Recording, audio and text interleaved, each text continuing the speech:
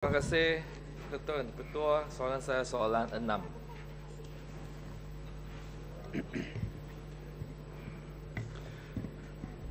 Datuk Yang Di-Pertua, terima kasih kepada Yang Berhormat Bandar Kuching atas soalan tersebut.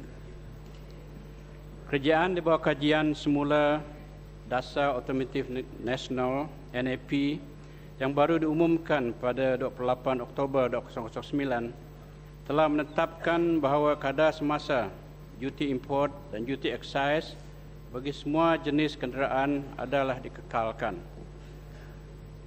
Pengekalan kadar duty import dan duty excise ini antara lain akan membantu mengatasi kesan negatif ke atas pendapatan kerajaan akibat dari pengurangan duty-duty tersebut.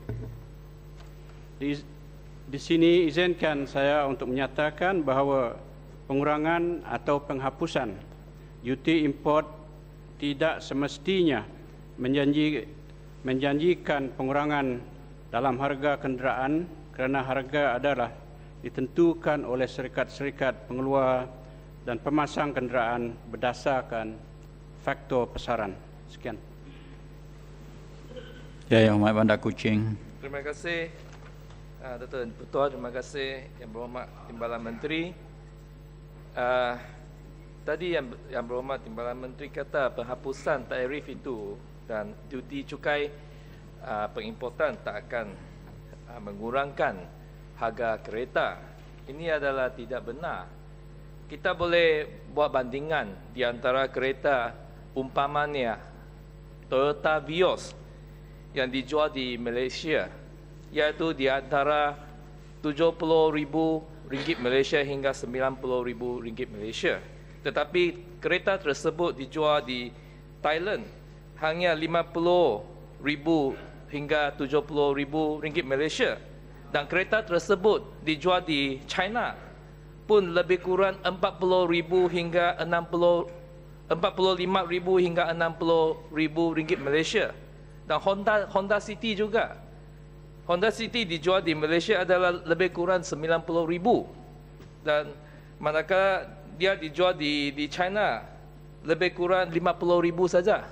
Dan dijual di Thailand di antara RM50,000 hingga RM60,000 saja, RM70,000 Malaysia. Semua ada di denomination ringgit Malaysia. Dan nampaknya kereta nasional kita yang dijual di pasaran kita juga lebih mahal daripada kereta nasional yang dijual di negara seperti China. Di China, kereta yang 1,000 cc hanya dijual dengan itu Chery QQ3 hanya dijual di antara harga RM19,000 hingga RM23,000. Manakala kereta nasional kita Perodua Viva dijual di Malaysia, negara kita, RM38,000 Malaysia. Soalan lagi, Yang Berhormat. Ya, nampak ya. Asas dah cukup, Yang Berhormat. Saya berikan contoh dan fakta-fakta yang menunjukkan dan membuktikan itu penguasaan dan proteksionisme, polisi proteksionisme yang diamalkan oleh kerajaan Malaysia untuk melindungi syarikat seperti Proton dan Perodua ini amatlah memudaratkan dan mengeksploitasikan rakyat kita. Dan ia bukan untuk pendapatan kerajaan, ia untuk keuntungan. Ia adalah untuk keuntungan kroni-kroni Barisan Nasional dalam Proton dan dalam Perodua. Dan akhirnya rakyat kita suffer. Yang Berhormat. Terjejas. Soalan Yang Berhormat.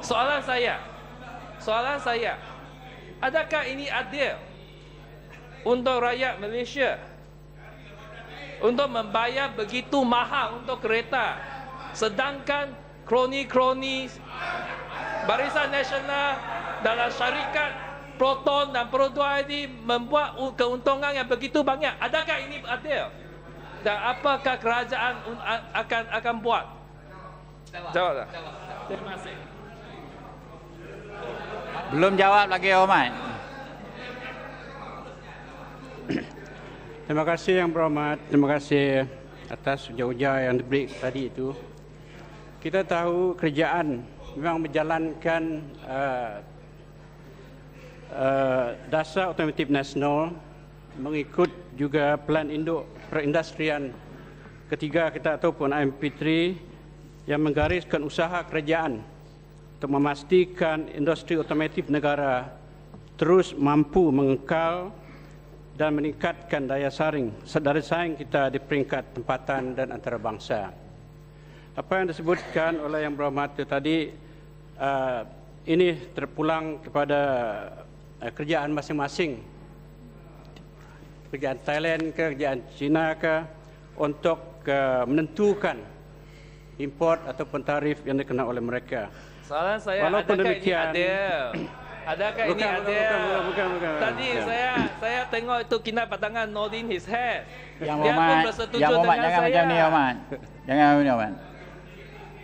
Seperti mana yang saya sebutkan tadi, sebarang penurunan cukai tidak akan menjamin penurunan harga kenderaan, memandangkan harga kenderaan tempatan. Ini bergantung kepada kehendak pasaran dan dipengaruhi oleh beberapa faktor lain seperti harga komponen, completely knockdown pack ataupun CKD, import dan tempatan, kadar pertukaran wang asing, kos pengangkutan, insurans dan kadar pinjaman yang kita lakukan. Walaupun demikian, Yang Berhormat Tuan Yang Ketua, liberalisasi ke atas industri otomotif juga dilakukan secara progresif menerusi perjanjian perdagangan bebas FTA yang kita jalankan dan rundingkan dan ditangani oleh kerajaan. Melalui perjanjian ini, duty import akan dikurangkan, dihapuskan seperti berikut. Dengar Yang Berhormat, telah dihapuskan sepenuhnya pada 1 Januari 2010 di bawah perjanjian perdagangan bebas ASEAN. Bagi Malaysia-Japan Economic Partnership Agreement, kita akan hapuskan sepenuhnya pada tahun 2015. Bagi Korea pula, kita akan hapuskannya 2016, dan bagi ASEAN-China 2018, dan akan dikurangkan secara berperingkat kepada 5% pada tahun 2017 di bawah perjanjian perdagangan bebas antara ASEAN, Australia dan New Zealand. Begitu juga kita akan menghapuskan bagi kenderaan terurai sepenuhnya atau completely knockdown KCD pula, duty import semasa 10% telah dihapuskan pada 1 Januari 2007 di bawah AFTA, telah dihapuskan tahun 2006 di bawah perjanjian Malaysia-Japan Economic Partnership Agreement, akan dikurangkan kepada 5% pada tahun 2016 di bawah ASEAN Korea FTA, dan akan dikurangkan kepada 5% pada tahun 2018 di bawah ASEAN China FTA. Akan dihapuskan pada tahun 2013 di bawah perjanjian perdagangan bebas ASEAN, Australia dan New Zealand.